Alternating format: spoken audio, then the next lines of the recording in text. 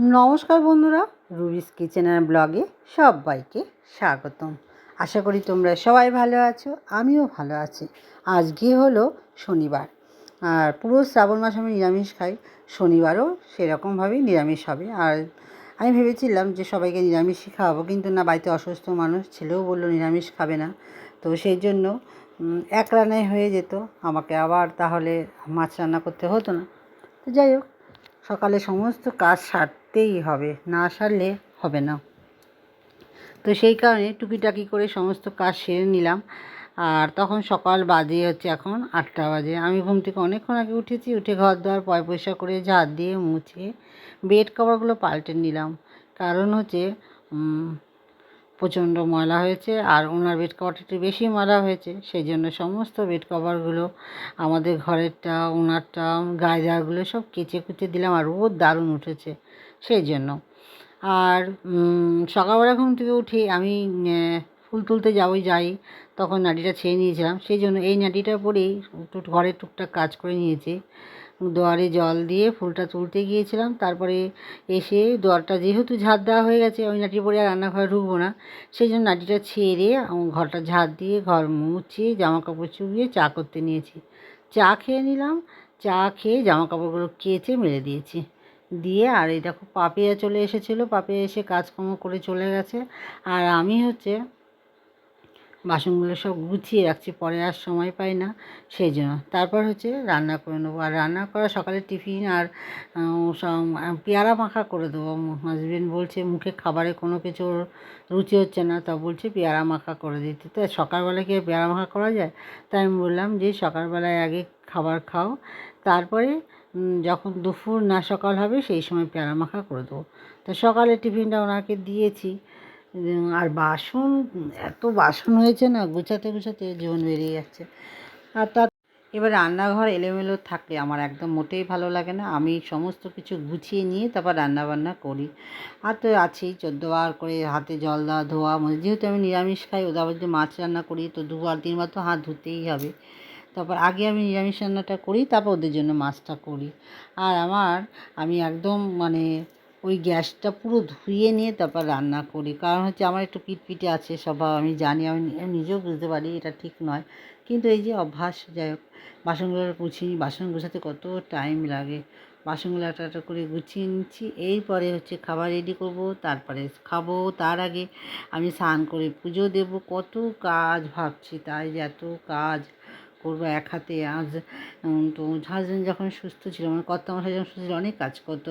তার মধ্যে বিড়ালকে খেতে দেওয়া, বাসন গোছানো, তারপর জামা কাপড়গুলো মেলে দিলে পরে সেগুলো শুকিয়ে গেলে এনে নেওয়া, বা ভিজা যেগুলো আছে সেগুলোকে মেলে দেওয়া, অনেক কাজ করে, বাজার যাওয়া। আর এগুলো তো উনি কিছু করতে পারছে না, সেই জন্য আমাকেই করতে হচ্ছে। আর একটু চাপ বেশি পড়ে যাচ্ছে। আগে কিন্তু এই সমস্ত কাজ আমি একাই করতাম, আমার অসুবিধা ছিল না। এই যে উনি রিটায়ার হয়ে আসার পর থেকে এই কাজগুলো করে বলে এগুলো আমার করা হয় না, এখন আমাকে করতে হচ্ছে, সেই জন্য আমার একটু অসুবিধা হয়ে যাচ্ছে। তারপরে দেখো রান্নাঘরটা গুছিয়ে এসে নিয়ে ঠাকুরের বাসন, যেহেতু পুজো দেবো স্নান করে, আবার সেই জন্য ঠাকুরের বাসনগুলো ধুয়ে নিয়েছি। আর পেতলের বাসন না একদিন পর পর বা রোজই না ধুলে অসুবিধা হয়ে যায়, সেই জন্য পেতলের বাসনগুলো সমস্ত ধুয়ে নিলাম। ধুয়ে দিদি চলে এসেছে। দিদিকে বললাম একটু সবজি কেটে দাও। আমি না একদম সবজি কাটতে পারি না, সবজি আর মাছ কাটতে পারি না।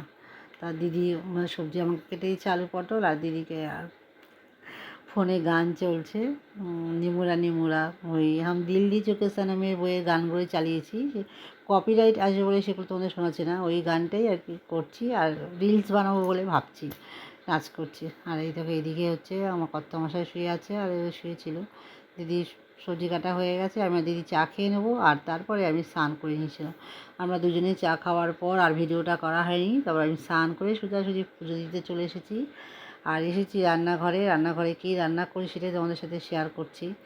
ভাত তো হচ্ছেই, ভাত তো আছেই, তার সাথে হচ্ছে করেছি আলু ভাজা, বেগুন ভাজা, আর আলু পটল তরকারি, আর মাছ ভাজা, ডিম।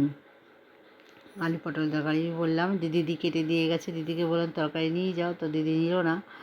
দিদি বলে আমি নেবো না, সেই জন্য যাই হোক দিদি কেটে দিয়ে গেল বলে রান্নাটা করলাম। আমি কাটতে পারি, কিন্তু আমি খুব একটা ভালো সবজি কাটতে পারি না।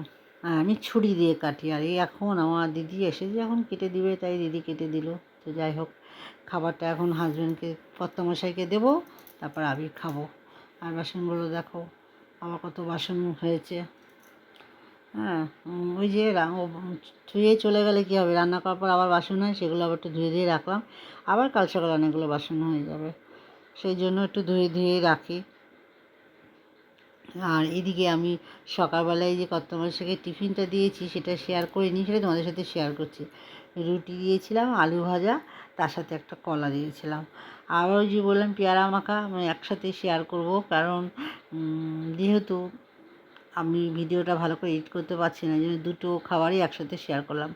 আর উনি পেয়ারা মাখা খাবে, মুখে কোনো খাবার ওনার স্বাদ লাগছে না, সেই জন্য পাকা কাঁচা মিলিয়ে পেয়ারা মাখাটা করলাম। পেয়ারা মাখার রেসিপিটা আমার চ্যানেলে গেলে তোমরা দেখতে পেয়ে যাবে, রুইস কিচেনের ব্লগে দেখতে পেয়ে যাবে। আমি করেছিলাম পেয়ারা মাখাটা ধনেপাতা দিয়ে, কাসুন্দি দিয়ে, বিট নুন দিয়ে, চাট মশলা দিয়ে পেয়ারা মাখা, খেতে হেভি হয়েছিল, সাথে কাঁচা লঙ্কা। তো ওনাকে দিলাম, ওর কারণ যে মুখে স্বাদ পাচ্ছিল না, সেই জন্য। তো কাজকর্ম সেরে খাওয়া দাওয়া করে, দুপুরে খাওয়া দাওয়া করে একটু বসেছিলাম, বসে থেকে একটু ঘুমিয়ে পড়েছিলাম। তারপর সন্ধ্যা হয়ে গেছে, দিদি এসেছে। আর এই দেখো, সারাক্ষণ আমার কত মাসে শুয়ে থাকে, কত বলেছে ওঠো, উঠে হাঁটো।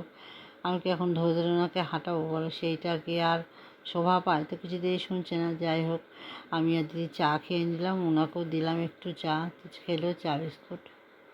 এই হচ্ছে। আর ডাক্তারবাবু বলে দিয়েছে ওনাকে চিন্তা ভাবনা করতে না। তো যাই হোক, উনি ওনার মতন আছে, আমি আমার মতন আছি। ওষুধ চলছে, আগে থেকে অনেক ভালো, কোনো রোগ ধরা পড়েনি, এমনি সুস্থই আছে, শুধু একটু চিন্তা ভাবনা বেশি করছে বলে সেই জন্য এই অবস্থা। জানি না কেন উনি চিন্তা করে। আর আমরা এদিকে সন্ধ্যাবেলায় চাটা খেয়ে নিলাম, সাথে চিড়ে ভাজা দিয়ে।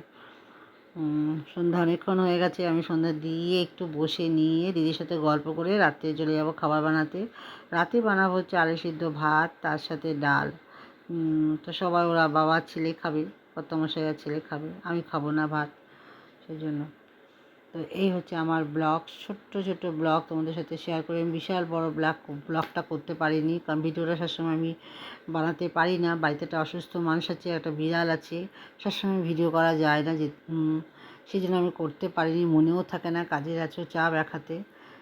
চলো আজকে এইটুকু, বেশি দূর আগে নিতে পারলাম না। এই যে বললাম ভাত বসিয়ে দিয়েছি, ছেলেকে বললাম ডিম কষা করবো, না ও সিদ্ধ খাবে। আর কালকে যেহেতু রবিবার দিন মাংস আনলে মাংস ভাত খাবে। তো এই হচ্ছে অবস্থা। দেখো আমি যে দেখাচ্ছি তোমাদেরকে, এর মধ্যে ডাল, আলু সিদ্ধ মাখা, আর এই ভাত ছেলে খাবে বললো, আলু সিদ্ধ, ডাল, ভাত মাখা, তাই ওই জন্য করেছি। আমি খুব একটা ভালোবাসি তা না।